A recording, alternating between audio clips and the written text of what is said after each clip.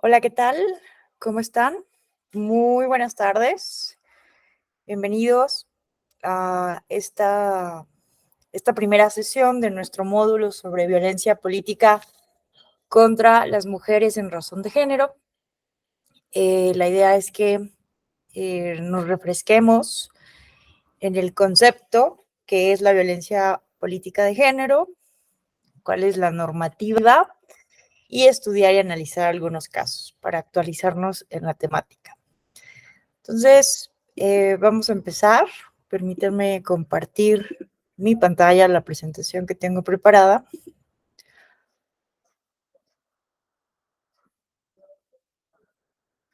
Y bueno, eh, me presento. Mi nombre es Alejandra Tello, profesora investigadora de la Escuela Oficial Electoral, y es un placer, un gusto enorme estar con ustedes en este módulo. Al final de la presentación vamos a dejar minutos para que podamos hacer ronda de preguntas y respuestas, pero también si quieren comentar algo, preguntar, hacer alguna aportación a lo largo de la exposición, también siéntanse en plena confianza de hacerlo. Bueno, pues vamos a empezar.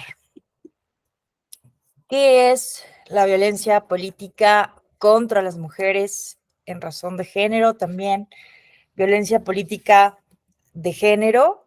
Miren, vamos a ver qué nos dice la definición tal cual, contenida en la Ley General de Instituciones y Procedimientos Electorales, que ahorita vamos a ahondar en ello, pero que justamente se lleva la definición a esta legislación secundaria con la reforma del 13 de abril de 2020. ¿Qué es la violencia política? Vamos a hacer lectura de esta definición brevemente.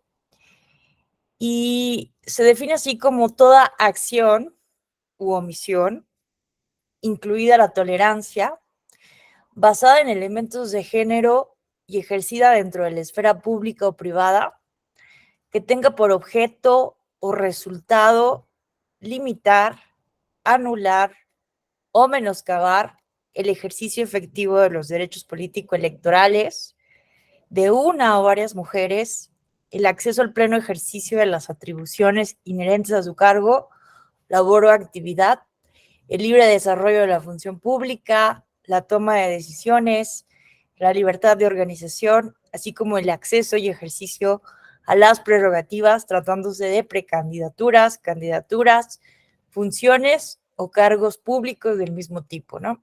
Entonces, eh, generalmente, ¿no? Cuando vemos esta definición, pues la vemos un poco larga, ¿no? También es una definición plasmada en un documento y, y déjenme comentarles, ¿no? Que generalmente sobre este tema, violencia política de género, todavía encontramos que existe mucha resistencia a comprender, a reconocer que tenemos un problema en nuestras sociedades, ¿no?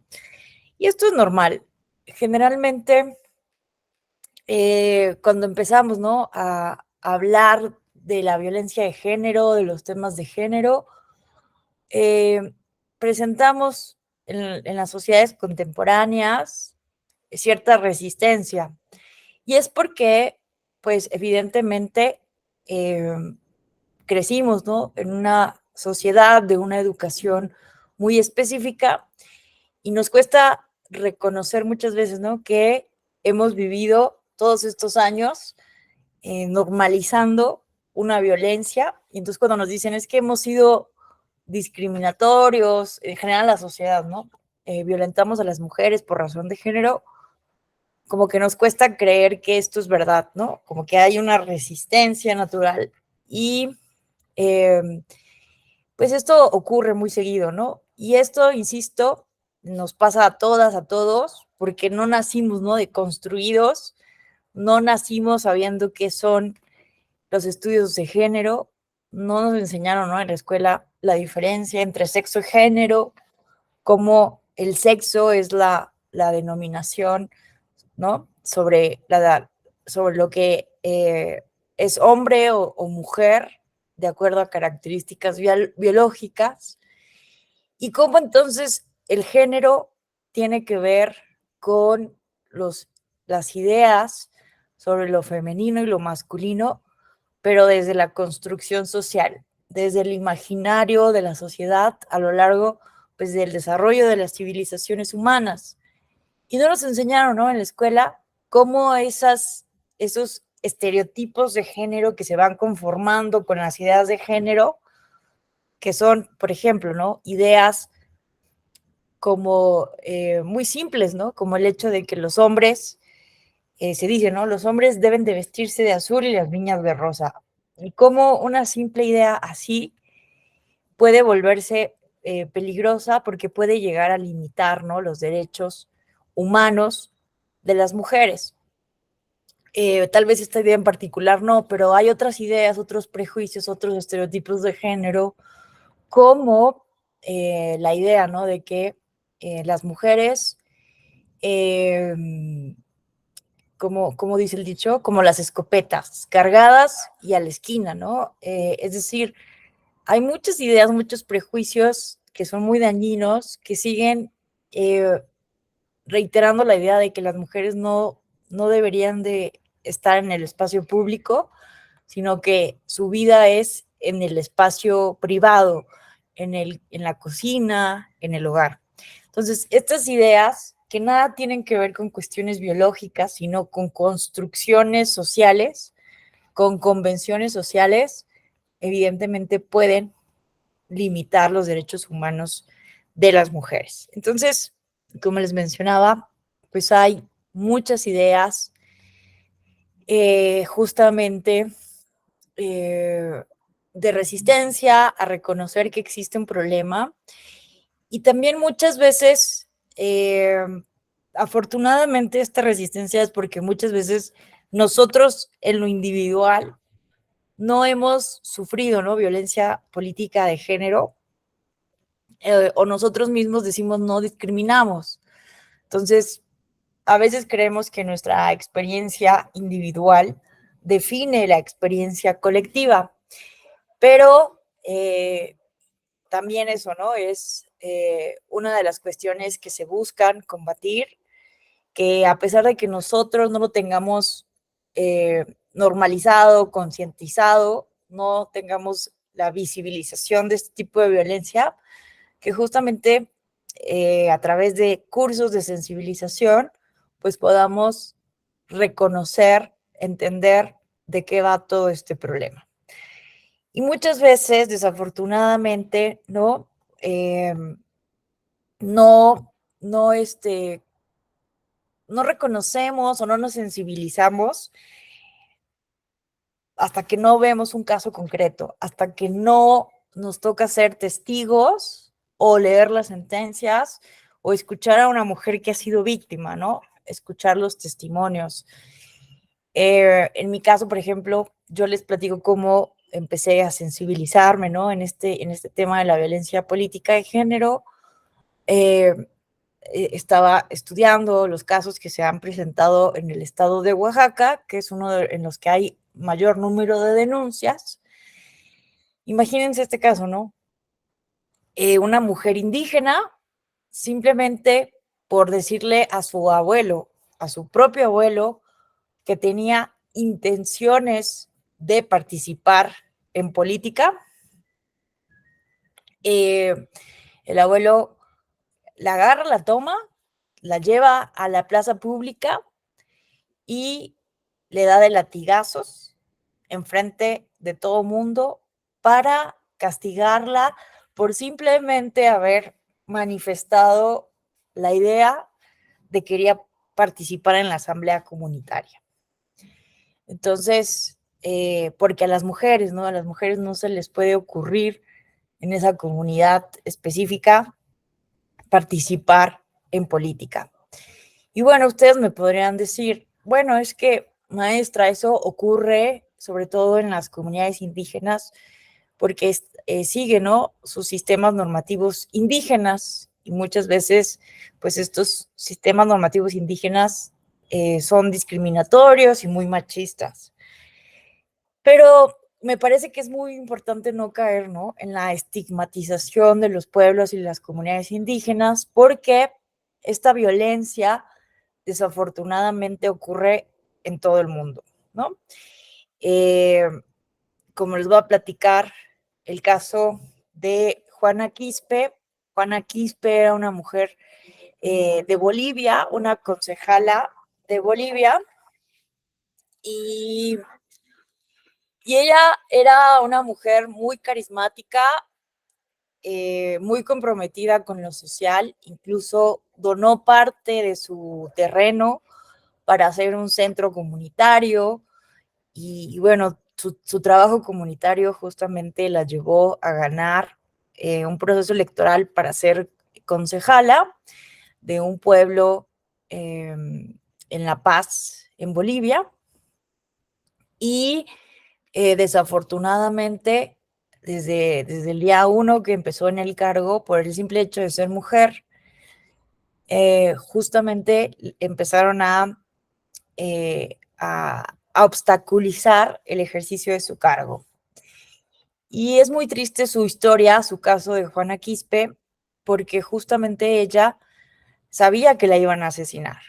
Sabía que la iban a asesinar porque empezó a recibir amenazas, porque primero este tipo de acosos en donde obstaculizaban su trabajo no funcionaron para que ella se echara para atrás, ¿no? Y que dejara su cargo, que esto es muy común en Bolivia, que los hombres que son suplentes de las mujeres que ganan a la mitad del cargo empiezan a presionar, a acosar a las mujeres, justamente para ellos tomar la titularidad de los cargos de elección popular. Y dado que ella no accedió a estas amenazas, empezó a recibir amenazas de muerte, ¿no? Y ella buscó el apoyo del Estado, ella sabía que la iban a matar y aún así ella decidió seguir valiente ejerciendo su cargo público. Un día, desafortunadamente, sus enemigos políticos la invitan a hacer la paz, le invitan a un almuerzo, pero no se vuelve a encontrar a Juana Quispe con vida. Apareció su cuerpo en una quebrada, y, y es muy triste el caso de Juana Quispe, pero su asesinato justamente promovió el activismo de muchas mujeres concejalas y alcaldesas en Bolivia. Se creó una asociación de mujeres, se llama la Asociación de Concejalas y Alcaldesas de Bolivia, ACOBOL, y justamente después de años de activismo lograron, vean esto, la primera ley, la primera ley en el mundo, en todo el mundo, que regula específicamente la violencia política contra las mujeres en razón de género. Hoy en día, el caso de Juana Quispe no ha tenido justicia desde el punto de vista penal. Apenas vi que en marzo de 2023, esto fue hace más de 15 años, este asesinato, bueno, 11 años, creo, 12 años. Y a pesar de eso, apenas empezaron apenas se sentaron a los acusados en el banquillo de los acusados justamente a hacer declaraciones, porque pues han habido muchísimas omisiones por parte del Estado de Bolivia para iniciar el caso, ¿no? Se estaba protegiendo, se dice, a el alcalde, que es el principal sospechoso del asesinato de Juana Quispe. Pero este caso justamente trascendió no solamente a nivel del Estado de Bolivia, que se aprobó esta ley 243 en contra del acoso y la violencia política, sino que trascendió justamente a nivel internacional. Empezaron a ocuparse del tema de manera diligente, obviamente, la Organización de Estados Americanos, a través de el mecanismo de seguimiento de la Convención Belém do Pará, así como pues también el órgano de seguimiento de la CEDAW, que es la Convención para la Eliminación de todas las formas de discriminación en contra de la mujer de la Organización de Naciones Unidas. Y también, ¿no? Se empieza el activismo en contra de la violencia política de género después de que fue asesinada una congresista en el Reino Unido, la congresista Cox. También fue asesinada en un contexto machista, ¿no? Entonces, vean, ¿no? No es algo que ocurra solamente en las comunidades indígenas de México, sino que es algo que ocurre también en otros estados del país con menos representatividad de población indígena, Nuevo León, Baja California, Aguascalientes, Colima, como en países de América Latina, como el caso de Juana Quispe, pero también lo encontramos en Reino Unido, en Nueva Zelanda, en Estados Unidos, en todos los países básicamente, ¿no? Porque pues las sociedades históricamente han sido sociedades patriarcales, ¿no? En donde se basan justamente en la estructuración jerárquica de las relaciones de poder con base en el sexo de las personas, ¿no? Se ha pensado históricamente que el sexo masculino, que los hombres deben de tener su prioridad jerárquica frente a las mujeres, ¿no? Eso es como una definición muy básica de lo que es la sociedad patriarcal y justamente a partir de ellos se estructuran las diferentes instituciones de poder. Y bueno, entonces, muchas veces, ¿no? Insisto, como que no reconocemos que existe un problema hasta que nos empezamos a enterar de estos casos, a escucharlos y decimos, vaya, ¿no? Claro que esto es real, claro que esto es un problema. Y bueno, aquí, por ejemplo, les comparto una imagen de las pintas que aparecieron 6 días antes del proceso electoral en Ilatenco Guerrero, que es una comunidad indígena en la Sierra de Guerrero, en donde fue uno de los primeros casos en que se anula una elección en México por violencia política contra las mujeres en razón de género, ¿no? Y entonces, pues les platiqué el caso de Juana Quispe, que desafortunadamente terminó en su asesinato, en su feminicidio, pero hay muchas formas en que se puede manifestar la violencia política contra las mujeres en razón de género, porque como lo leímos en la definición en la ley, es toda acción, omisión o incluida la tolerancia que se da en contra de una mujer por ser mujer. Y entonces puede ser un tipo de violencia física extrema, como en el caso de Juana Quispe, pero también se da de manera simbólica, ¿no? Como aquí, como en este ejemplo que les pongo aquí en esta imagen, en donde empezaron a aparecer estas bardas con mensajes similares a este que observamos. Ninguna vieja más en el poder, fuera Movimiento Ciudadano, fuera Ruperta, ¿no? Entonces aparecieron estas 14 pintas, 14 bardas pintadas con imágenes, bueno, con mensajes negativos en contra de la candidata mujer que buscaba la reelección.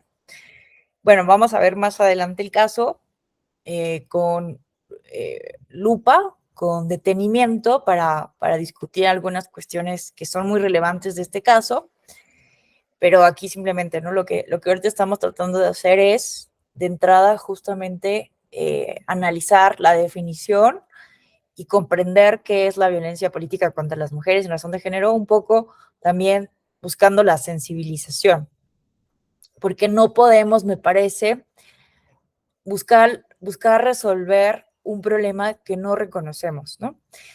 Y me gustaría también hablar, ¿no? De algunos prejuicios que existen sobre la temática en general de la violencia de género, porque generalmente se dice, ¿no? Es que me han dicho, ¿no? Te he tenido oportunidad de hablar sobre este tema en varios lugares del país, en universidades, en partidos políticos, y generalmente se dice, ¿no? Oye, profesor, es que también a los hombres los violentan. ¿por qué no se trata el tema igual, no? Y claro que es verdad, por supuesto que también a los hombres los violentan. Hay una gran cantidad de violencia política en nuestro país.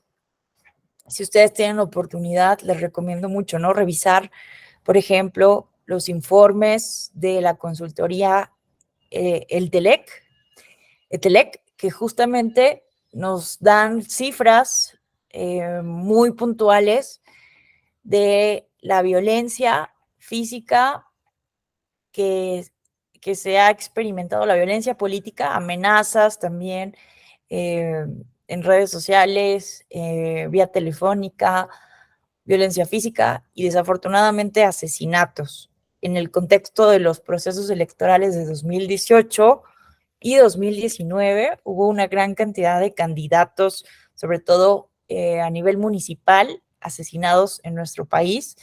Y efectivamente, la mayoría de esos asesinatos fueron de hombres.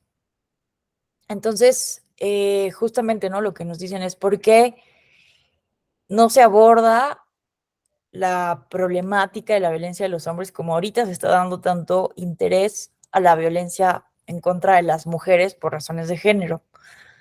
A mí me parece que aquí habría que entender, bueno, les comparto, ¿no? Las reflexiones, para dimensionar de entrada que me parece que hay, no se trata de negar ningún tipo de violencia. La verdad es que es muy triste, ¿no? Que en un país como el nuestro exista tanta violencia en contra de los hombres, en contra de las mujeres. Y no se trata de negar que existe violencia en contra de los hombres. No sé, me parece que no podemos decir que un problema sea más importante que otro. Me parece que el Estado mexicano y sus autoridades, en el ámbito de sus competencias, evidentemente, deben de trabajar para prevenir, atender, erradicar toda forma de violencia de todas las personas, porque todas las personas, seamos hombres, mujeres o personas no binarias, tenemos derechos humanos y contamos con una dignidad humana que debe ser tutelada, respetada, ¿no? Y garantizados todos nuestros derechos humanos para vivir una vida digna. Entonces me parece que por ahí no va el tema, ¿no? Cuando hablamos de violencia política de género, lo que se trata es de identificar que tenemos una enfermedad social muy específica que no ocurre de manera igual en los hombres, ¿no?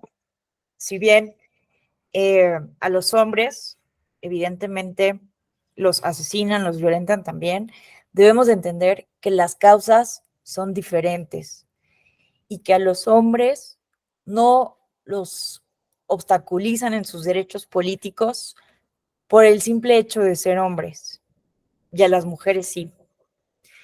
A las mujeres, a diferencia de los hombres, sí se les violenta por ser mujeres, lo cual es completamente inaceptable, ¿no? En pleno siglo XXI, que simplemente por un prejuicio de género te asesinen, te obstaculicen tus derechos político-electorales. Entonces, a veces trato de utilizar este tipo de analogías desde el campo de la salud, ¿no? No es, pensemos, por ejemplo, en el cáncer, en la diabetes, como enfermedades, como problemas de salud pública.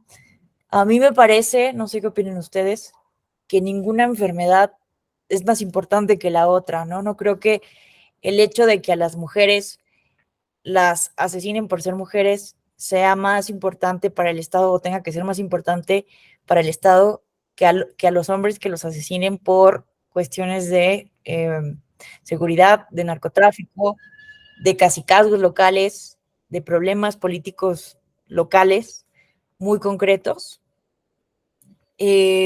por cuestiones de poder político, por rivalidades, no sé, por otras razones diferentes. Me parece que ninguna enfermedad en ese sentido es más relevante que otra para ser tratada, erradicada por el Estado como un problema de salud pública, sino simplemente es que no podemos abordar enfermedades distintas con la misma medicina, con la misma especialidad. Vaya, no vamos al mismo doctor para atender un problema cardíaco que para atender, ¿no?, un problema renal. Algo así pasa en las ciencias sociales, algo así es lo que sucede, ¿no?, con las ciencias sociales.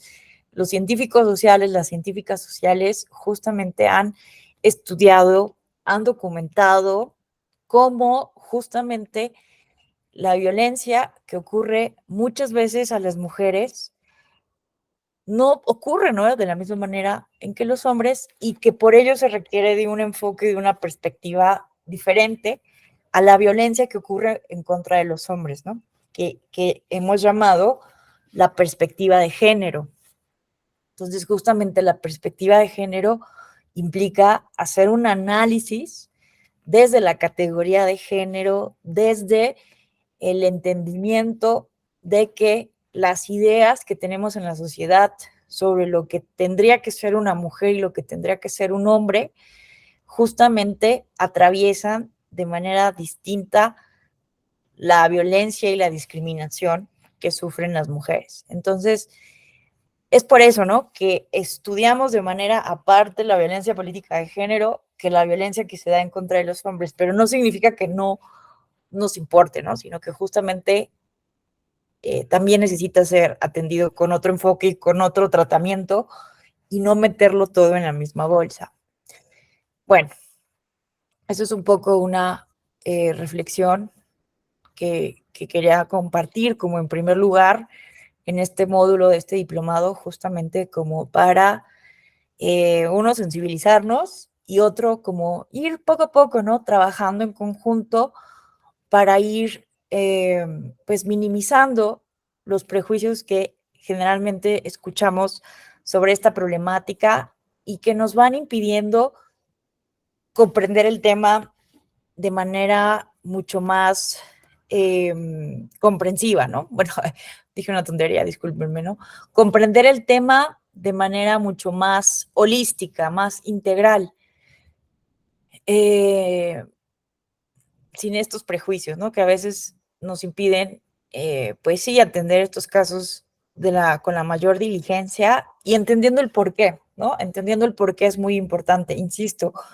Me parece que como autoridades electorales, como personas litigantes o personas que simplemente estamos comprometidas con los derechos humanos, pues no podemos resolver un problema que no reconocemos, que no comprendemos. Entonces, justamente, ¿no?, hasta que vemos que sigue existiendo en pleno siglo XXI este tipo de ideas que terminan en violencia, que terminan en negación de derechos, es que vemos que necesitamos atacarlos de una manera muy específica. Bueno, no sé si hasta aquí alguien quisiera comentar algo, hacer alguna reflexión. ¿Vamos bien? Bueno, ¿todo bien? Cualquier comentario, adelante, ¿eh?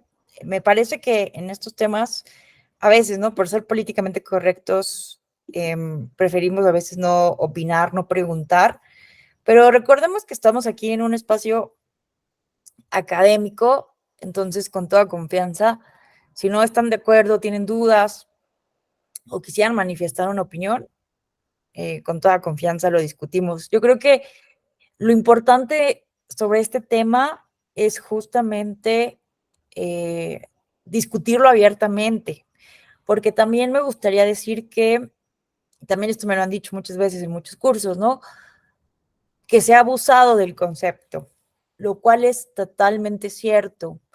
Desafortunadamente, hay personas, incluso mujeres, que han usado este concepto de manera política para ganar adeptos, de manera discursiva, o que se utiliza para cualquier cosa. Entonces, esto también es un problema. Me parece que hemos sido también, como sociedad en general, ¿no?, irresponsables con el uso de este concepto. Queremos meter todo, ¿no?, cualquier acto que se da en contra de una mujer, también ya queremos decir que es violencia de género.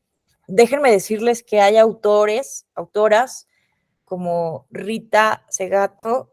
Rita Segato va a sostener básicamente que toda violencia es violencia de género. A mí me parece que en el caso de la violencia política contra las mujeres en razón de género, no podemos caer en eso. No me parece que toda violencia en contra de las mujeres necesariamente sea por razones de género.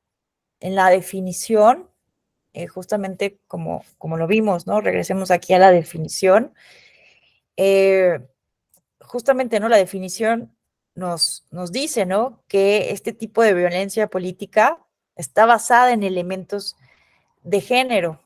Y vean cómo aquí en el segundo párrafo del inciso K, de este artículo tercero de la Ley General de Instituciones y Procedimientos Electorales, se aclara que se entenderá por acciones u omisiones que se basan en elementos de género cuando se dirijan a una mujer por ser mujer, le afecten desproporcionadamente o tengan un impacto diferenciado en ella. Entonces, hemos visto desafortunadamente muchas denuncias en donde, pues, con tal, ¿no?, de defender un argumento, se dice, ay, es que es violencia política de género. Cuando se observa a detalle, estamos viendo que en realidad es una crítica que puede ser válida en el contexto de una discusión política. Entonces, a mí me parece que debemos de usar los conceptos con mucha responsabilidad, porque lo que hemos estado viendo es que muchas veces se vacía de contenido el concepto y que desafortunadamente pues va perdiendo la importancia este concepto para los casos que sí son efectivamente de violencia política de género. Hola, ¿qué tal? Buenas tardes, Rosa Isela, te escuchamos. Buenas tardes, compañeros. Creo yo que la violencia política existe no solamente hacia las mujeres. Si bien ya está legislado al respecto, dentro de las reformas que se encuentran pendientes o que deberían de hacerse, se encuentra hacia los grupos vulnerables, hacia las personas homosexuales, hacia los de la comunidad LGBT. Porque si bien ahorita ya hemos ido avanzando, ya está legislado respecto a la violencia hacia las mujeres, no solo porque éramos o nos tenían por un grupo vulnerable, ya hemos ido avanzando, pero todavía nos falta mucho. Y si bien hay ciertos conceptos que están muy definidos, y como menciona, si hay algunos que lo usan incluso para obtener algún beneficio, más que realmente para hacer valer sus derechos, pues yo creo que sí nos falta un poquito, y mi comentario es en ese aspecto de que la violencia política existe de todos los aspectos y hacia muchas personas, no solo hacia las mujeres. Eso sería todo. Muchas gracias, estimada Rosa Isela. Completamente de acuerdo contigo. Justamente, ¿no? Este fue como el primer problema que se visibilizó, que se visibiliza a partir, ¿no?, de la incorporación del principio de paridad en nuestra Constitución en 2014. Que ojo, ¿no?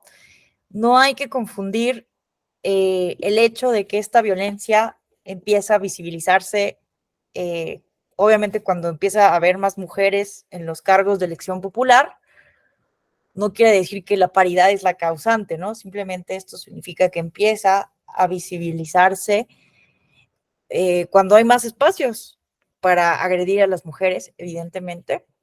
Pero como bien lo señala Rosa Isela, esto pues se ha ido trabajando durante todos estos años hasta que por fin en 2020 se lleva a la ley a nivel federal, pero evidentemente hemos visto que también se da este tipo de violencias, de discriminaciones que violentan los derechos político-electorales de otras personas, como personas de la diversidad sexogenérica, personas indígenas, personas con alguna discapacidad, por este tipo de categoría sospechosa. Te escuchamos, Rosa Isela, adelante. Incluso yo creo que la violencia política se da también entre personas del mismo género. Digo, ahí faltaría quizás agregar no solo a los vulnerables, sino también que se sancione la violencia política para cualquier persona, o sea, no solamente a mujeres, no solamente a grupos vulnerables, sino también que se contemple de manera general, porque creo que todos somos personas independientemente del género o de la situación en la que te encuentres, porque a veces entre mismas mujeres o incluso entre mismos hombres, pues se da la violencia. Sí, claro. Es importante aclarar eso, ¿no? La violencia de género puede ser cometida, ¿no?, en contra de una mujer misma, o sea, se puede dar de una mujer hacia una mujer. Podemos ver también que se pueden presentar, ¿no?, personas de la diversidad sexogenérica que pueden atacar a otra persona de la comunidad sexogenérica. Es decir, que este tipo de violencia se puede presentar, o sea, la persona agresora puede ser cualquier persona.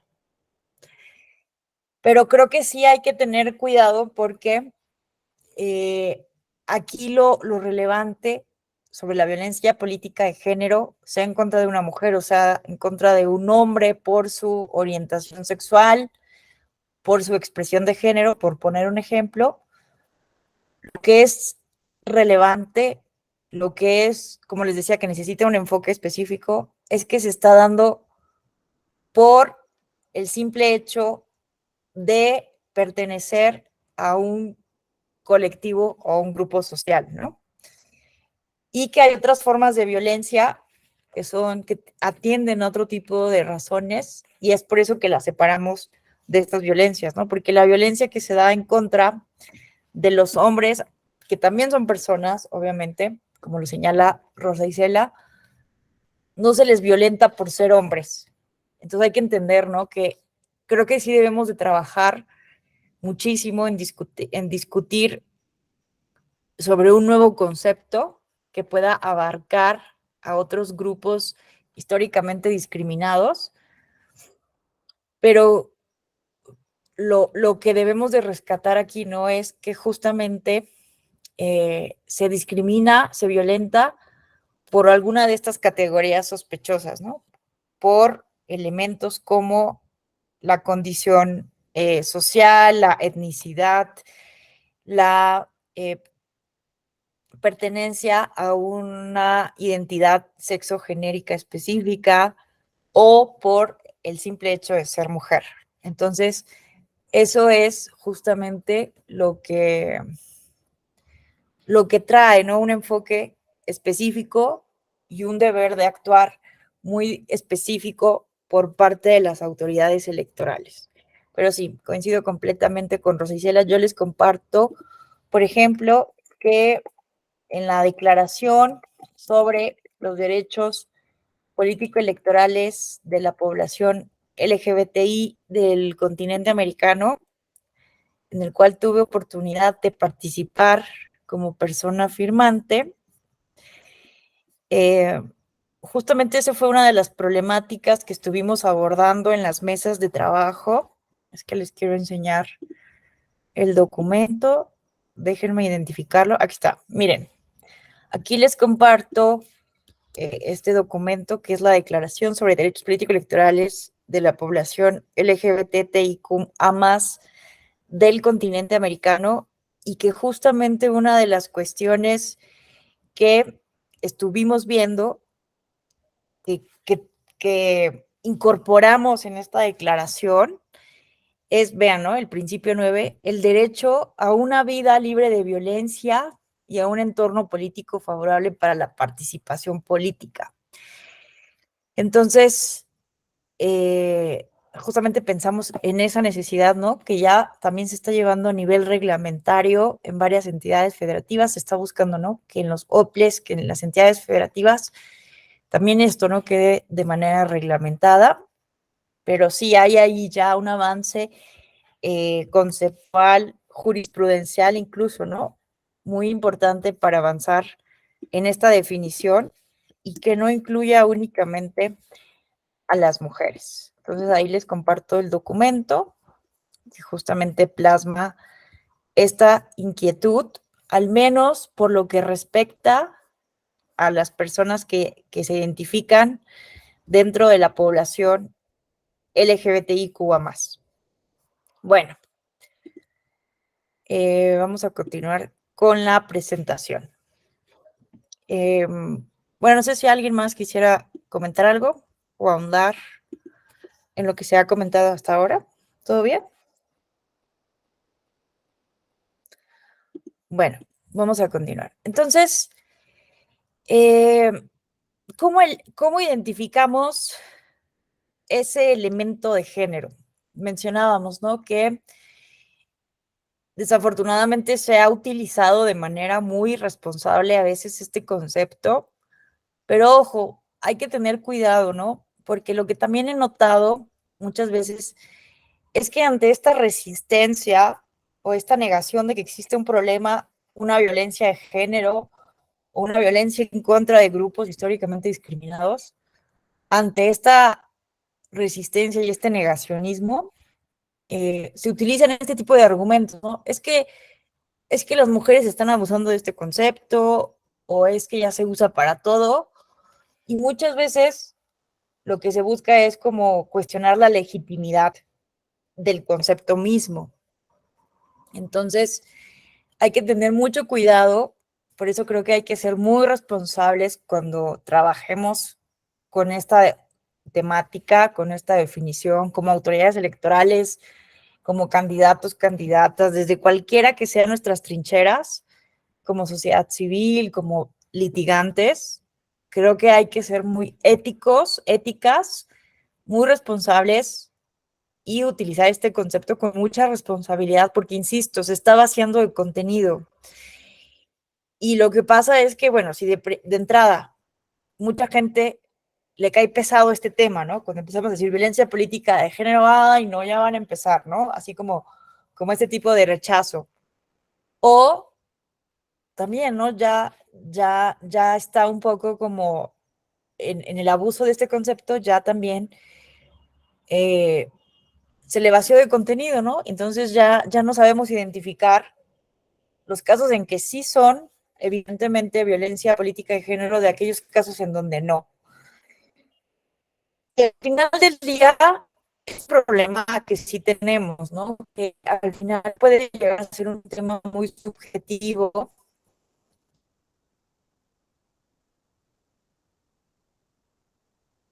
que pues, ha sido una de las críticas que se le han hecho a las autoridades electorales. Y eh, veces la línea entre lo que sí es lo que es eh, es por ello, ¿no? Este llamado justamente a ser muy cuidadosos, cuidadosas, responsables con este concepto.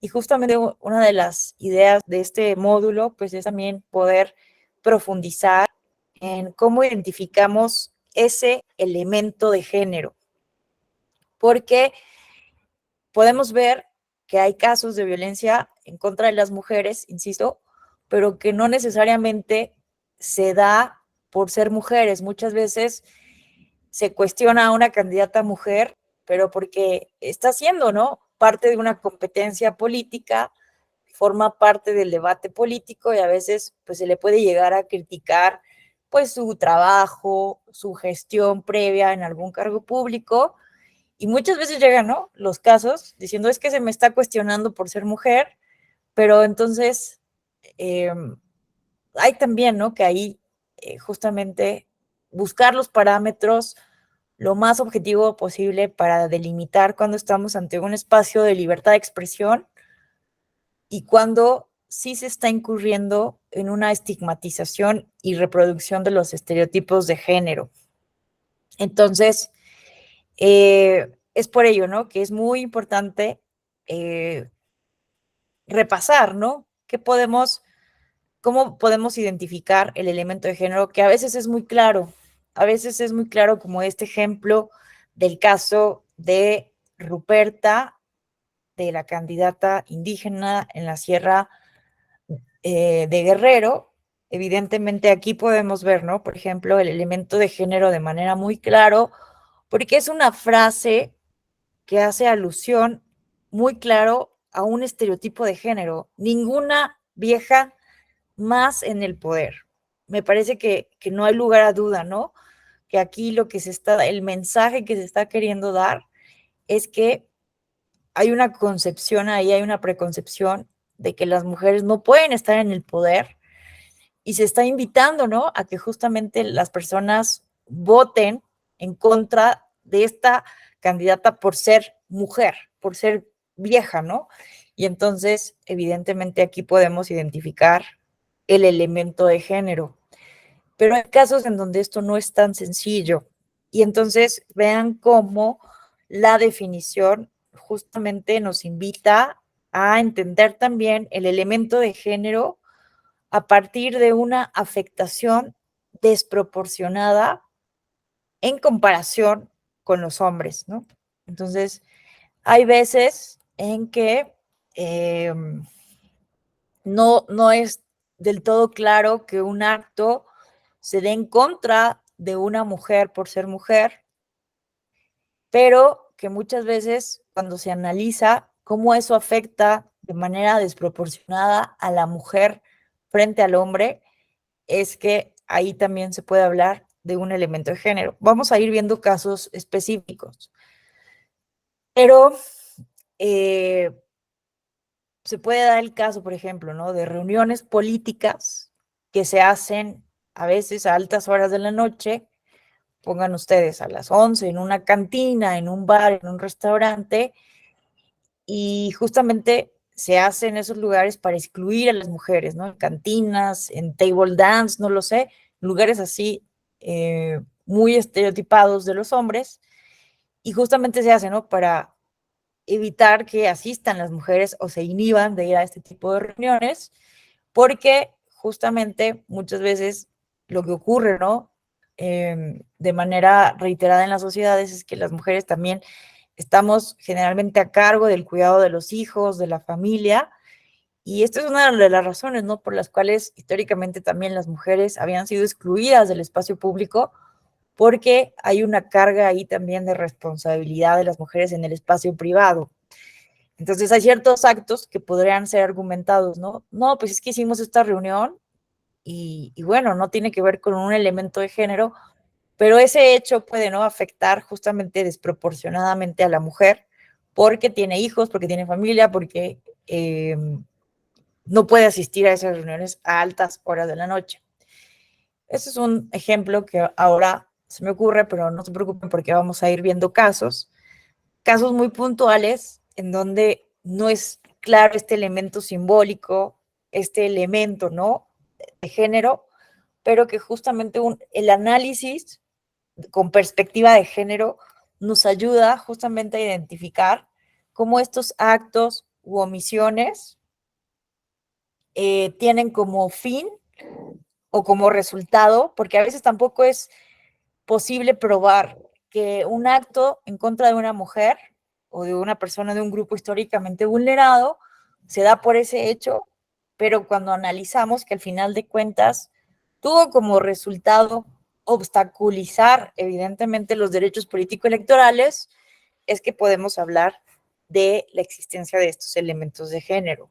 Hay un test que vamos a ir viendo de 5 pasos, ¿no? Hay un test que se fue desarrollando justamente así en la jurisprudencia y que ha sido utilizado, ¿verdad?, en los protocolos, en el protocolo para la atención de la violencia política contra las mujeres en razón de género, en la guía que acaba de hacer también el Instituto Nacional Electoral, ya con la ley actualizada, con la reforma de 2020, y todos estos documentos, junto con la jurisprudencia del tribunal y las sentencias, pues nos ayudan a justamente a hacer este test de cinco pasos para ir viendo si un caso encuadra o no en la definición de violencia política contra las mujeres en razón de género. Lo que también me gustaría desmenuzar en este análisis de la definición contenida en la Ley General de Instituciones y Procedimientos Electorales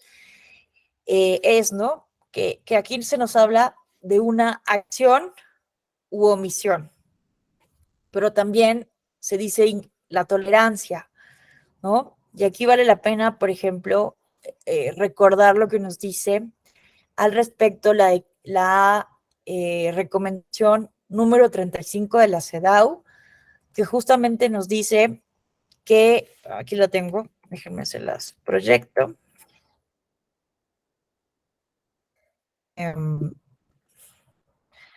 Aquí podemos ver, ¿no? Que la recomendación número 35 de la CEDAW nos dice con toda claridad, vean esto, que me parece algo así como un análisis muy fino, pero que es muy importante justamente para la debida diligencia y la responsabilidad que tienen todas las autoridades del Estado mexicano al respecto. Vean cómo la recomendación general número 35 señala el hecho de que un Estado parte no adopte todas las medidas apropiadas para evitar actos de violencia de género contra las mujeres cuando sus autoridades sepan o deban saber del riesgo de violencia, o cuando fallen en investigar, perseguir, castigar y reparar el daño a las víctimas, proporciona, vean, un permiso tácito o un aliento a actos de violencia de género contra las mujeres, y estas fallas u omisiones constituyen violaciones de derechos humanos. Entonces, pensemos en este caso de Juana Quispe, que les contaba. Juana Quispe, con la voz cortada, fue ante diversas autoridades a decirles, es que a mí me van a asesinar. A mí me van a asesinar simplemente por ser mujer, por ser concejala. Me están amenazando, me están agrediendo, ayúdenme. Y aquí vemos que el Estado de Bolivia tenía conocimiento de esto, y a pesar de esto, no adoptó todas las medidas apropiadas para proteger y salvaguardar la vida de Juana Quispe, que desafortunadamente fue asesinada. Entonces vean cómo las omisiones y la tolerancia por parte del Estado, las autoridades, por eso también puede ser encuadrado en una violación a los derechos político-electorales de las mujeres. Ella era Juana Quispe, ¿no? Bueno, entonces, vámonos un poco más atrás. Bueno, más adelante les platico de este caso, pero vámonos a responder esta pregunta. ¿Cuándo surge la violencia política de género? Bueno, como mencionaba, ¿no? Mucho se vincula este tipo de violencia en contra de las mujeres en política a partir de la incorporación en países como México de las acciones afirmativas, de la constitucionalización del principio de paridad, también en la región, en América Latina, pero justamente lo que nos dicen las expertas en el tema es que esta forma de violencia pues existe básicamente desde que existen las sociedades democráticas y en las que se le ha negado a las mujeres el reconocimiento y el ejercicio de sus derechos políticos, ¿no? Recordemos que justamente el Estado democrático al inicio era un Estado censitario, ¿no? Y justamente pues vemos, ¿no? Que había una obstaculización en un primer momento para la clase obrera, para ciertos sectores de la sociedad, también los hombres, por no ser ricos, por no pagar impuestos, y entonces solamente ejercían el voto un porcentaje muy limitado de las sociedades, ¿no? En este caso, esta fotografía es de una célebre mujer sufragista, ¿no? Que justamente vemos cómo está siendo arrestada simplemente por protestar para que fuera reconocido el sufragio femenino en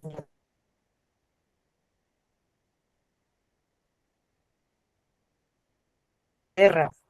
Que vean cómo primero se les reconoce el sufragio masculino de la Primera Guerra Mundial, pero no es hasta el 28 hasta que se les reconoce el sufragio femenino. Entonces, hoy, por ejemplo, también ¿no? Se cuestiona mucho la manera de protestar de muchas feministas que también eso también muchas veces se busca, ¿no? Deslegitimar ese tipo de temas, hablando de las pintas de bardas, de actos vandálicos que a veces hacen, ¿no? Las feministas en las manifestaciones, que más allá de los grupos de choque que también hay, que buscan muchas veces, pues, alterar las manifestaciones, que eso es obviamente terrible, pero sí también hay mujeres que pintan bardas en protesta. Y, por ejemplo, el otro día tuve oportunidad de dar un curso también sobre esta temática en el Partido Acción Nacional, y una persona me decía muy respetuosamente que él no estaba de acuerdo con esta temática, específicamente por la forma en que las mujeres protestaban, que eso le quitaba legitimidad al movimiento feminista.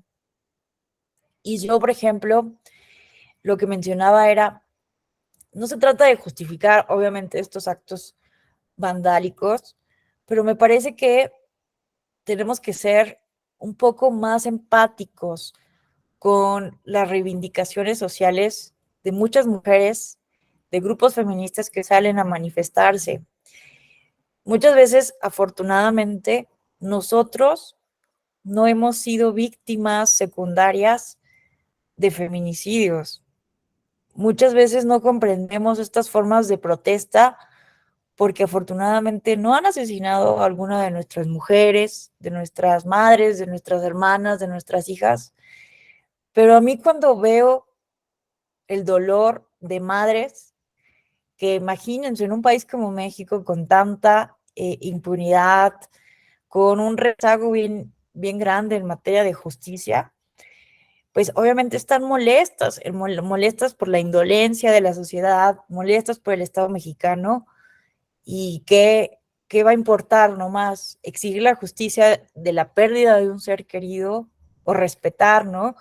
Los monumentos históricos. Entonces, insisto, no se trata como de justificar el vandalismo, decir si es bueno o malo, más bien de comprender que hay una serie de dolores, exigencias sociales que no han sido atendidos de manera satisfactoria por el Estado mexicano, por las autoridades del Estado mexicano. Entonces, nos llama la atención cómo esto ocurre en el siglo XXI, pero vean cómo también las mujeres en pleno siglo, empezaron desde el siglo, a finales, ¿no? Del siglo XIX, en siglo XX, las sufragistas en Inglaterra, hay muchos documentales, películas que retratan esto, que justamente amablemente empezaron primero, ¿no? Las mujeres que eran de una posición económica más avanzada, más aventajada que otras, con ciertos estudios, eran mujeres inteligentes de la clase burguesa, pues obviamente en esta primera ola feminista, empezaron amablemente, ¿no? A enviar cartas al Parlamento para pedir que se reconociera el derecho de las mujeres, y ante la negativa por tantos años de esto, el movimiento empieza a radicalizarse, empiezan a aventar bombas, bueno, explosivos, empiezan a hacer huelgas de hambre, a las mujeres las detienen y las obligan a comer con embudos en la prisión. Y es en el contexto justamente de la guerra mundial, de la crisis, ¿no? Entre guerras también, que necesitaban mujeres en el trabajo, porque los hombres estaban en la guerra, eran soldados, y en ese contexto indultan a muchas mujeres para salir de la cárcel, que estaban justamente en prisión, exigiendo el derecho al sufragio. Entonces, o sea, veamos que entonces no es algo simplemente de estas fechas. Aquí pusieron, claro, ¿no? Me gusta esto que acaba de decir Marciano Nicolás: ningún derecho se conquista sentado o sentada. Y eso pensamos, ¿no? Muchas veces que el reconocimiento de los derechos humanos ha sido como muy fácil, porque pues estamos en siglo XXI y a nosotros pues no nos tocaron muchas luchas, pero evidentemente ceder el poder político no ha sido una concesión gratuita, y ha sido a partir del activismo de muchas personas, ¿no? De la clase obrera, por ejemplo, ¿no? Pensando en Inglaterra, de las sufragistas, en Estados Unidos, pues también hubo movimientos muy fuertes a favor de los derechos de las personas afroamericanas, que es muy interesante ver, ¿no? Cómo las mujeres apoyaban el movimiento de las personas afroamericanas en Estados Unidos y que en un momento dado pensaban, ¿no? Los afroamericanos que las mujeres estaban como borrando el movimiento afroamericano y se escindió el grupo, ¿no? Se separaron los grupos. Sucede algo similar ahora, ¿no? Con algunas mujeres que consideran que las mujeres trans están están borrando a las mujeres cisgénero, lo cual a mí me parece una concepción errónea, pero bueno, veamos que esto ha ocurrido en la historia de la humanidad. Entonces, bueno, esto simplemente es una reflexión, ¿no? Una reflexión para ver que la violencia política de género, pues es algo histórico, ¿no? Es algo histórico, que no es algo reciente. Yo les recomiendo mucho leer a Mona Lena Kruk y Juliana Restrepo, que son dos politólogas que son las que han defendido desde el plano académico la definición de la violencia política de género, porque evidentemente no solo existe esta resistencia y estos prejuicios en el ámbito social, que un poco aquí les he tratado de transmitir y que ustedes seguramente también han experimentado o conocen muy bien, y que por eso la tarea de la sensibilización es sumamente importante, también la tarea de la visibilización, pero también desde el plano académico hay personas que dudan de que exista una violencia en contra de las mujeres por razones de género o que deba de existir un concepto específico al respecto. Entonces, estas dos académicas han hecho muchas investigaciones y documentado todos sus trabajos justamente para defender el concepto. Incluso tienen un artículo, ¿no?, que se llama En defensa de la violencia política de género, que es un documento en donde le van respondiendo a Jennifer Piscopo, que es otra politóloga que ha cuestionado este concepto. Y lo que ella nos dice, ¿no?, es que no es que ahora exista más violencia política de género, sino que simplemente más mujeres en política permite la creación de más lugares de violencia potencial, dado que hay más mujeres a las que se puede atacar. Mayor visibilidad y voz política pueden ser vistas como una amenaza para quienes quieren preservar el status quo, lo que exacerba el uso de la violencia como una manera para evitar el cambio. Somos los seres humanos muy reticentes al cambio y evidentemente quienes han tenido históricamente el poder político pues siempre van a tener estas reticencias a ceder el status quo, su área de privilegios, y desafortunadamente, ¿no?, como se ha reaccionado es a partir de la violencia, justamente para inhibir que las mujeres u otros grupos insistan en que se les comparta un cacho del pastel, ¿no? Un pedazo del pastel. Y tres, lo que nos dicen estas autoras es que una mayor conciencia de la participación política de las mujeres puede fomentar a su vez una mayor conciencia en cuanto a la desigualdad política, lo que arroja nueva luz sobre dinámicas que han ocurrido durante muchos años. Entonces, como que no es que exista más violencia ahora, sino que evidentemente se visibiliza más y somos más conscientes de esto, ¿no? Porque antes lo que nos parecía normal ya lo estamos viendo como violento. Y al respecto también me parece relevante recordar la campaña del NDI, del Instituto Nacional de la Democracia, que es un organismo internacional que defiende la democracia, que promueve la democracia en todo el mundo.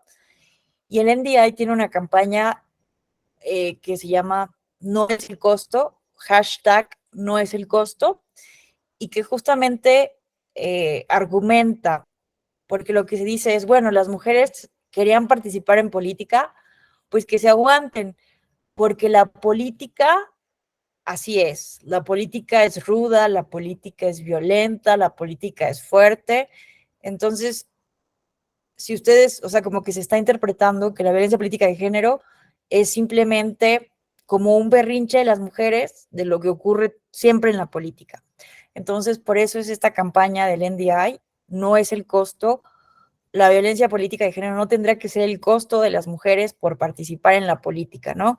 Tenemos también muy normalizado que la violencia tiene que ser igual a corrupción, igual a violencia, igual a ataques, ¿no? Porque hoy tenemos muy normalizado, ¿no? Por las campañas políticas, por la comunicación política, que si no atacamos a nuestro contrincante, no somos competitivos electoralmente. Y es todo esto de las campañas negativas, ¿no? Que hemos buscado, al menos en México, erradicar infructuosamente, en mi opinión, a partir, ¿no?, de la reforma de 2007, de la elección de 2006, que fue sumamente sintomática de la falta de equidad, ¿no?, en el modelo de comunicación política, pero que hemos intentado por muchas vías, procedimiento especial sancionador, justamente a partir del 2007, pues surge el procedimiento especial sancionador, el establecimiento de medidas cautelares, que bueno, las medidas cautelares tienen su importancia fundamental en el tema de la violencia política de género, pero que no hemos logrado el objetivo que se buscó desde, en mi opinión, es una opinión muy personal, con la reforma de 2007, de promover campañas políticas positivas, que políticos sean más propositivos y menos ataques. Eso no lo hemos logrado. Entonces, a lo que voy con todo esto es que pensamos que la política es así, violenta, ruda, y evidentemente entonces hemos asumido, ¿no?, que si las mujeres buscan participar en política, pues que se aguanten, pero no. Por eso insisto en la importancia de recordar este tipo de campañas que me parecen muy exitosas, han sido muy exitosas del NDI, de decir, no es el costo, ¿no? La política no tiene por qué ser violenta, porque justamente aquí recomiendo muchísimo hacer la lectura de este libro de Hannah Arendt, una de las más grandes pensadoras políticas del siglo XX. Tiene este libro que se llama La promesa de la política, simplemente desde el título, ¿no? La promesa de la política ya nos dice mucho, y justamente, bueno, aquí también hay otro libro, ¿no?, que nos puede orientar, que es este de Bernard Crick, que de hecho es una publicación del Instituto Nacional Electoral con criterios Quetz Editores, que justamente se llama Defensa de la Política, ¿no? Porque lo que nos dice al menos Hannah Arendt es que históricamente hemos pensado que violencia es igual a política, que política es igual a violencia, pero es un prejuicio histórico en contra de la política. Hemos pensado que, imaginemos, ¿no?, en el contexto justamente que vivió la autora, en el contexto, bueno, ella era judía, tuvo que salir escapando, exiliada de Alemania, en la Alemania nazi, fue París de exiliada, pero cuando llega la invasión nazi a París, es capturada en un campo de concentración, del cual afortunadamente logra salir. Pero imagínense ese contexto, ¿no? De guerras mundiales, de las mayores atrocidades que vivimos en el siglo XX. Bueno, y ella hace un estudio, uno de los estudios más importantes para analizar los regímenes totalitarios, se llama justamente así, ¿no?, Los orígenes del totalitarismo, porque Hannah Arendt quería entender, quería comprender. Es lo que buscaba ella como pensadora política. Y bueno, o sea, piensen en ese contexto de los totalitarismos, de las guerras mundiales. Y Hannah Arendt nos decía, es que hay un prejuicio bien grave en contra de la política. Pensamos que todo esto que está ocurriendo, el nazismo, las guerras mundiales, la invención de la bomba atómica que puede destruir con un botón a la humanidad, es culpa de la política.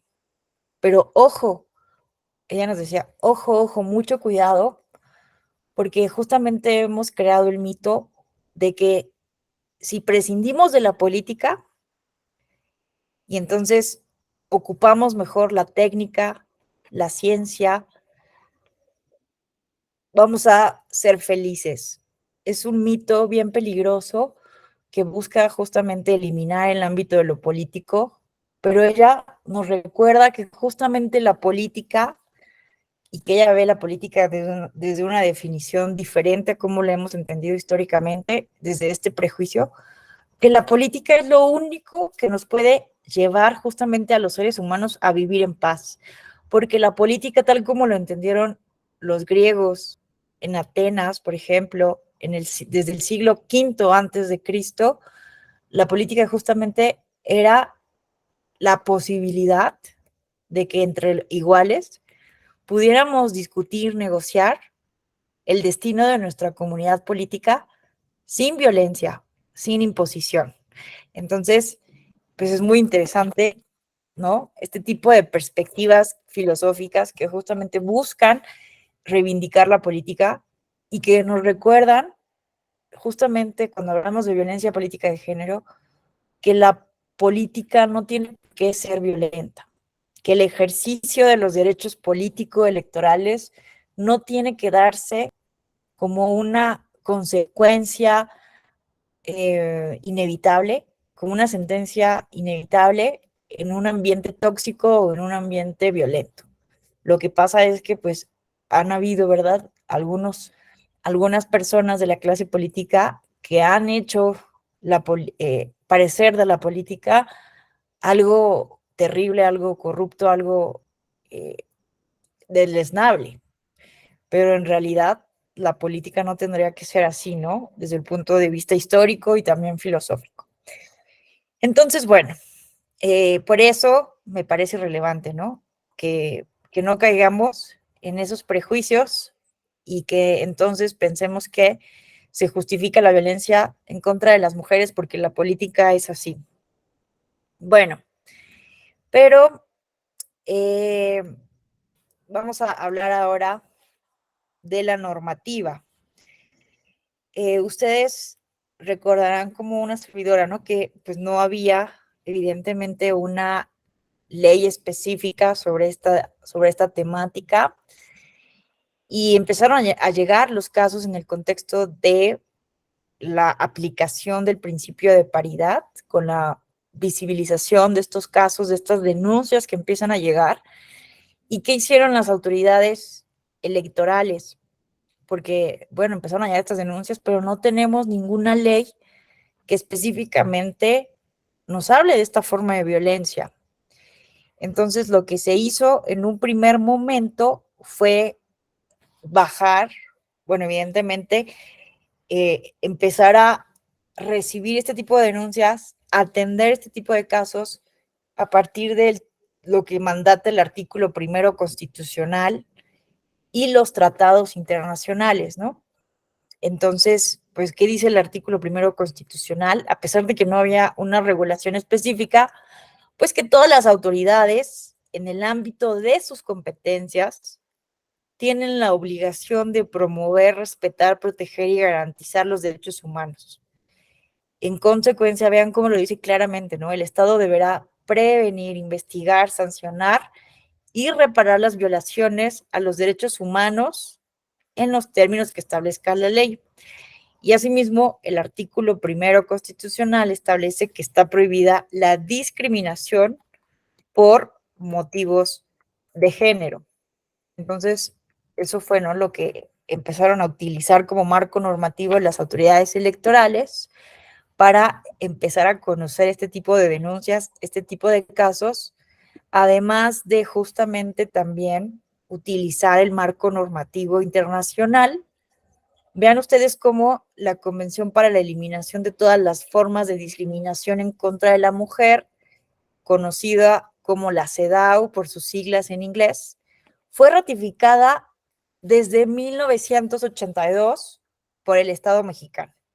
Entonces, México, desde 1982, vean, tiene la obligación convencional de adoptar todas las medidas apropiadas para eliminar la discriminación contra la mujer en la vida política y pública del país. garantizando una igualdad de condiciones con los hombres, el derecho a ser elegibles para todos los organismos cuyos miembros sean objeto de elecciones públicas. Y esto está con toda claridad desde el artículo 7º de la CEDAW. Y bueno, ya revisamos lo que dice también, ¿no? La recomendación general número 35, pero hay varias recomendaciones que justamente hablan de la violencia política contra las mujeres en razón de género. Asimismo, las autoridades empezaron también a utilizar como marco normativo para conocer estos casos la Convención Belém do Pará, que es la Convención Interamericana para prevenir, sancionar y erradicar la violencia contra la mujer, que vean ustedes que fue ratificada por el Estado mexicano desde 1998. Y esta convención es muy relevante porque es la primera en el mundo en hablar de violencia, porque vean cómo la CEDAW, este instrumento de la ONU, habla de discriminación, pero esta convención interamericana es la primera, ¿no?, de hablar de violencia contra la mujer y que desde muy tempranamente también fue adoptada, ratificada por México. Y entonces desde 1998 el Estado mexicano, de manera similar, ¿no?, a lo que sostiene la CEDAW, pues también señala el derecho que tienen las mujeres a una vida libre de violencia, tanto en lo público como en lo privado, y también mandata a los estados parte a, vean, condenar todas las formas de violencia contra la mujer y adoptar por todos los medios apropiados y sin dilaciones políticas orientadas a prevenir, sancionar y erradicar dicha violencia. Entonces, vean qué importante de esto que está contenido en el artículo 7 de la Convención Belém do Pará, adoptar por todos los medios apropiados y sin dilaciones políticas orientadas a prevenir, sancionar y erradicar dicha violencia, así como también incluir en su legislación interna normas penales, civiles y administrativas, así como las de otra naturaleza que sean necesarias para prevenir, sancionar y erradicar la violencia contra las mujeres. Entonces, evidentemente, con estos mandatos de estas convenciones internacionales, además de lo que señala el artículo 1º constitucional desde el 2011, evidentemente las autoridades electorales hubieran incurrido en una gran responsabilidad constitucional e internacional al decir, bueno, están llegando estas denuncias, pero nosotros no somos competentes porque no hay una ley específica, ¿no? Entonces, justamente gracias a este marco normativo internacional y el artículo 1º constitucional es que se empezaron a atender este tipo de casos.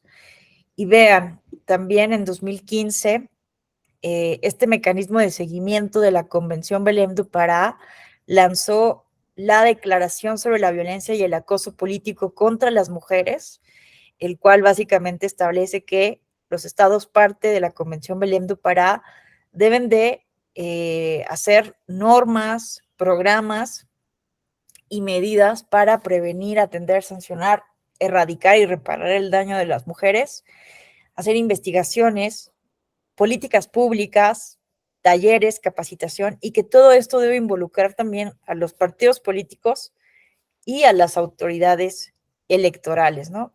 Entonces, esto también contribuyó a robustecer los estándares internacionales que son también orientadores de las obligaciones que deben de cumplir los estados que son parte, ¿no?, de la Convención Belém do Pará. También se hizo esta ley modelo interamericana para prevenir, sancionar y erradicar la violencia contra las mujeres en la vida política, que establece con toda claridad en el artículo 48 que el Estado actuará con la debida diligencia para prevenir, investigar, sancionar y reparar los actos de violencia contra las mujeres en la vida política de acuerdo a lo establecido en esta ley.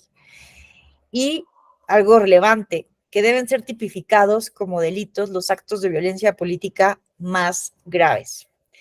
Entonces, esto último lo retomo para mencionar cuál era uno de los principales problemas que tuvimos, como ustedes recordarán, en México, porque a pesar de que se utilizó este marco normativo internacional y la Constitución para atender en una primera instancia todas estas denuncias que empezaron a llegar de forma importante en el contexto del proceso electoral de 2015 y en los años siguientes, que esto evidentemente contribuyó en dos arenas fundamentales. Uno, en la restitución de los derechos político-electorales que en un momento dado estaban siendo violados, ¿no?, en contra de las mujeres, vía el juicio para la protección de los derechos político-electorales de la ciudadanía y para el procedimiento especial sancionador, ¿no? Justamente para buscar sancionar a las personas agresoras, pero ojo, por la vía administrativa electoral.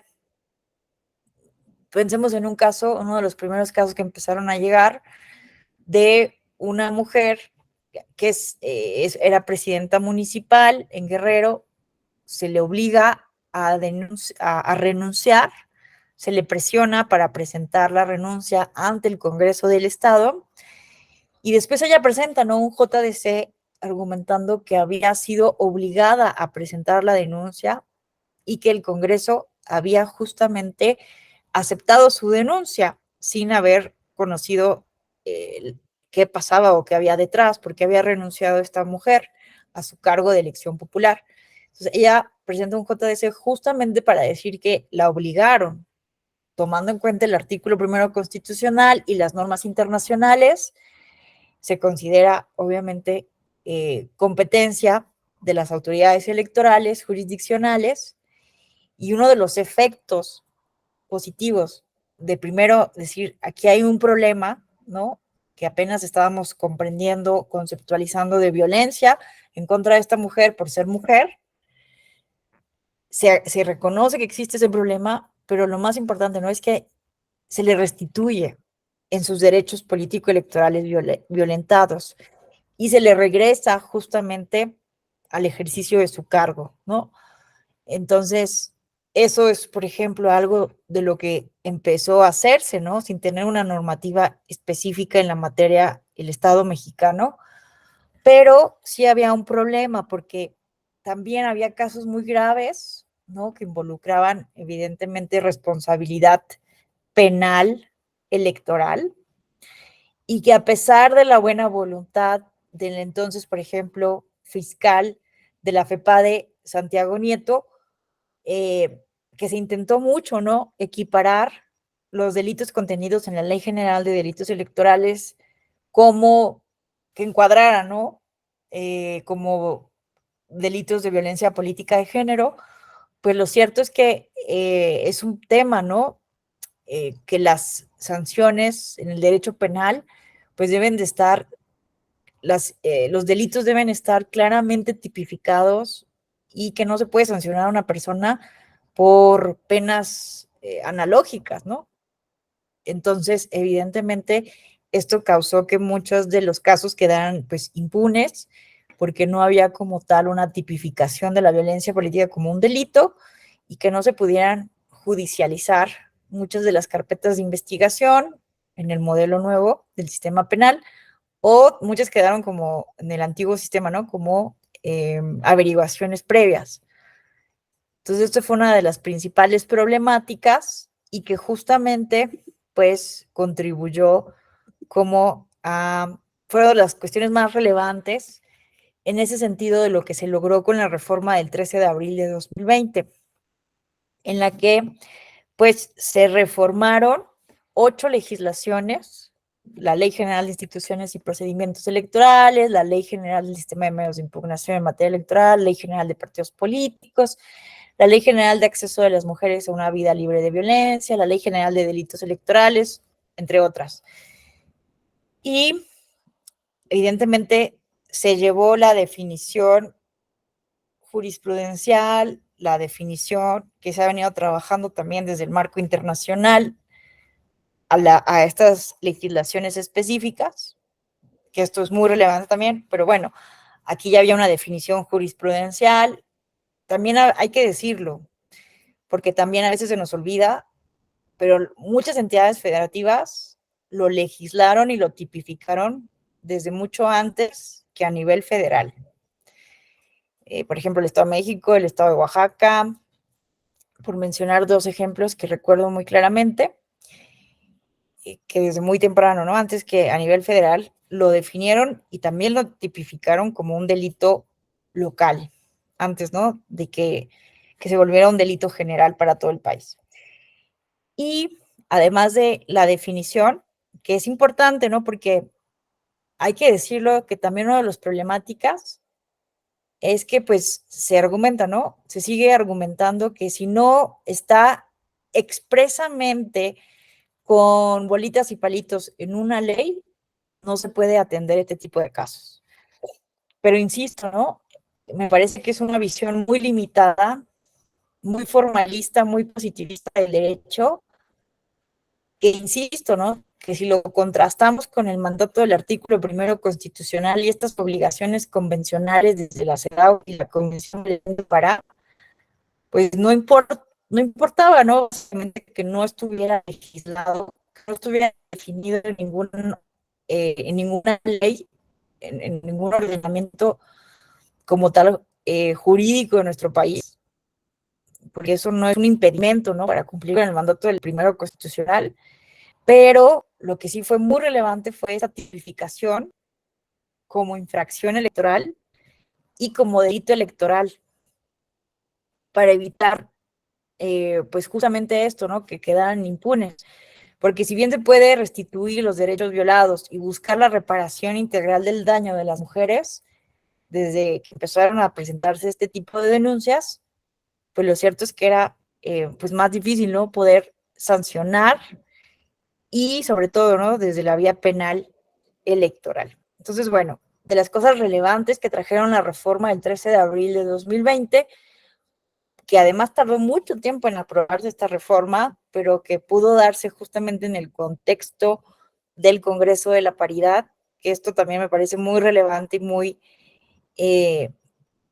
importante señalar, que fueron justamente las mujeres que llegaron a este primer, ¿no?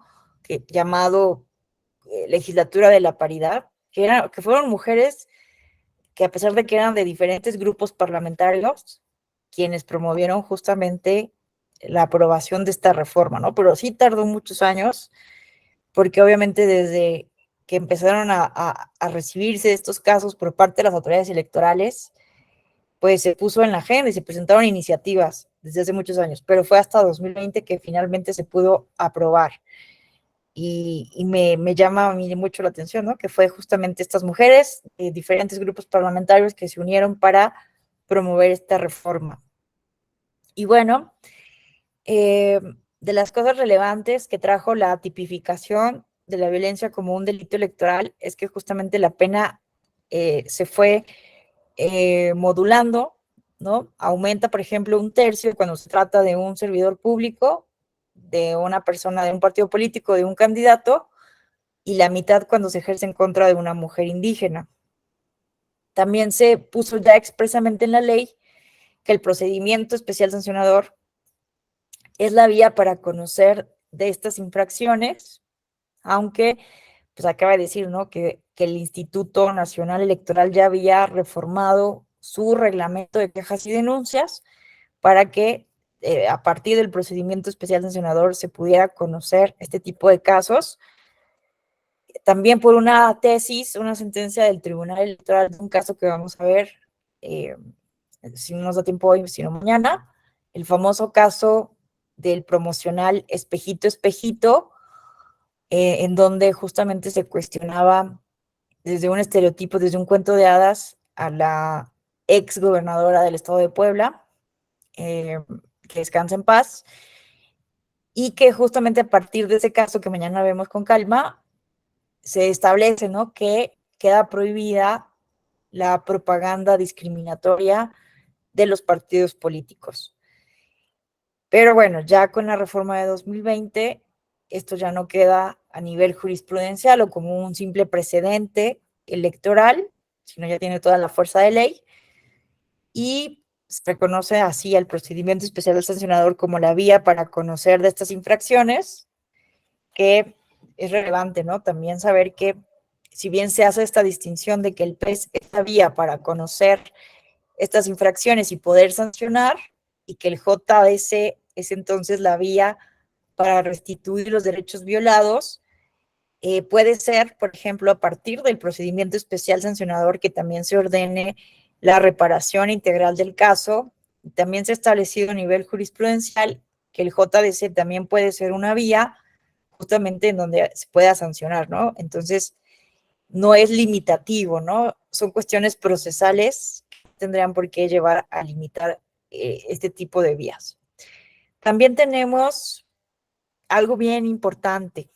Se estableció como un requisito de elegibilidad en esta reforma no estar condenado, pero ojo, por el delito de violencia política de género. Aquí hay un tema que vale muchísimo la pena reflexionar, y es sobre lo que se desarrolló sobre el modo honesto de vivir, que, como ustedes recordarán, a partir de un caso de un presidente municipal en el estado de Oaxaca que era reincidente, se le acreditó en varias ocasiones que había violentado a sus regidoras, y a pesar de esta acreditación y de estas sentencias, seguía violentando. Entonces, en un momento dado, que busca la reelección este presidente municipal, se impugna su registro como candidato argumentando que no cumplía con el modo honesto de vivir por ser violentador reincidente. Sala Regional Jalapa señala que efectivamente este presidente municipal ha perdido el modo honesto de vivir y no tiene derecho a registrarse como candidato a la reelección por ese municipio en el estado de Oaxaca. Sala Superior confirma, y esto fue algo muy relevante porque justamente a partir de ahí se empezó a interpretar en varios casos que las personas que violaran sistemáticamente la Constitución, bueno, en este caso que cometieran violencia política de género, pero después se llegó también a interpretar por Sala Superior que cualquier persona que violara sistemáticamente la Constitución, como fue el caso de muchos servidores públicos que en el contexto, por ejemplo, de la revocación de mandato, violaron la Constitución en términos del 134 constitucional, podían perder lo que la Constitución define como, señala como el modo honesto de vivir, pero que muy recientemente la Suprema Corte de Justicia de la Nación consideró que esto era peligroso, que era muy ambiguo y que era inconstitucional.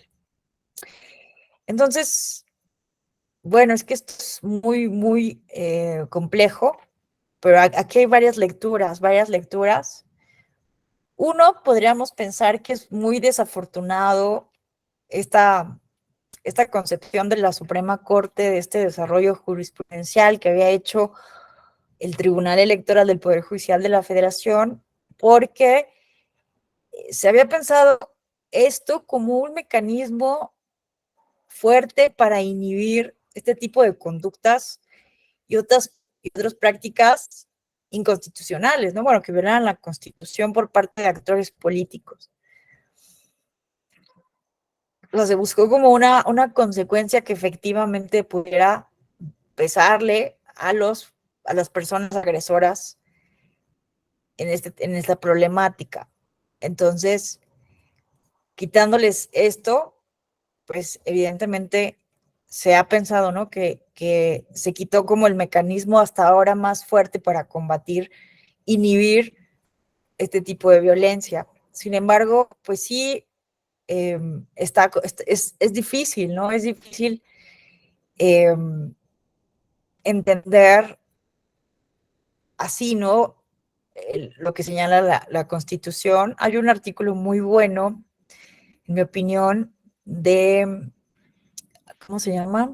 Mauricio del Toro, que no sé si lo publicó en Voz y Voto o en Nexos, creo que fue en Voz y Voto, pero que justamente cuestiona esto del modo honesto de vivir. ¿Qué se entiende por el modo honesto de vivir? Así también lo entendió más o menos la Suprema Corte de Justicia de la Nación, pues que es un requisito un tanto decimonónico, ¿no? ¿Quién puede establecer lo que es un modo honesto de vida? Puede llegar a ser muy subjetivo, ¿no? Y caer justamente, pues, en algo que sí preocupa, por ejemplo, a la Corte Interamericana de Derechos Humanos, de que se pueda utilizar políticamente esto para suspender, aunque sea temporalmente, los derechos políticos electorales de las personas.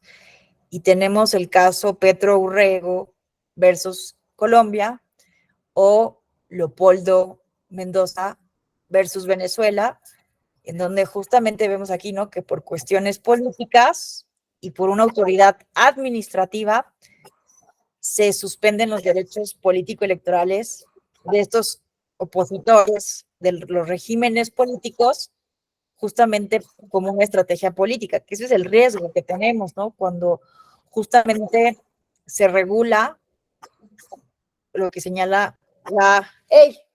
¡Ven acá! Perdónenme. Venga. Justamente la Convención Americana de Derechos Humanos señala con toda claridad en el artículo 25 o 23, si no me equivoco, creo que es el 23, que señala con toda claridad que el derecho a votar y ser votado no puede regularse más que por cuestiones de edad, de residencia, de nacionalidad, de escolaridad, y me parece que ya, ¿no? Entonces, hay muchos estados que justamente han ido regulando, han hecho más grandes los requisitos para ocupar un cargo de elección popular. Y bueno, aquí entra en una problemática muy importante, ¿no? El hecho de que se va a entender por un modo honesto de vivir. Por favor, ¿me ayudas? Estoy en clase. Gracias. Perdónenme. Son estos perritos chihuahua que se sienten, ¿no?, defensores, cuidadores de las casas, están muy pequeños. Pero bueno. Vivi, por favor. Gracias. Bueno, entonces, es algo muy complejo. Y también lo que decía, por eso estos casos, la Corte Interamericana de Derechos Humanos, en estos casos de Petro Urrego versus Colombia y Leopoldo Mendoza contra Venezuela, es que no puede suspenderse los derechos políticos más que por sentencia penal, ¿no? Entonces, había esta cuestión ahí como en el debate de los especialistas en la materia electoral, si lo que había querido entender la Corte Interamericana era por una autoridad jurisdiccional o estrictamente por una autoridad penal, dado que en los casos de Venezuela y de Colombia había sido una autoridad administrativa la que había declarado esta suspensión de los derechos políticos, lo cual evidentemente es sumamente grave, ¿no? Que un órgano administrativo que muchas veces responde a un partido político o a un gobierno en turno, pudiera declarar la suspensión de un derecho político electoral de un rival político. En fin, no es un tema sencillo. La Suprema Corte ya se decantó por considerar esto inconstitucional y bueno, la Sala Superior ya no podrá, evidentemente, utilizar esta interpretación para, en un momento dado, si una persona es reincidente en torno a la violencia política de género, pueda perder en su caso el modo honesto de vivir. Pero bueno, aquí vamos a dejar el día de hoy la exposición. No sé si alguien quisiera hacer algún comentario, pregunta, aportación, reflexión. ¿No? ¿Estamos bien? Bueno, pues les agradezco enormemente su atención y nos vemos el día de mañana para seguir con este módulo. Que tengan una buena noche.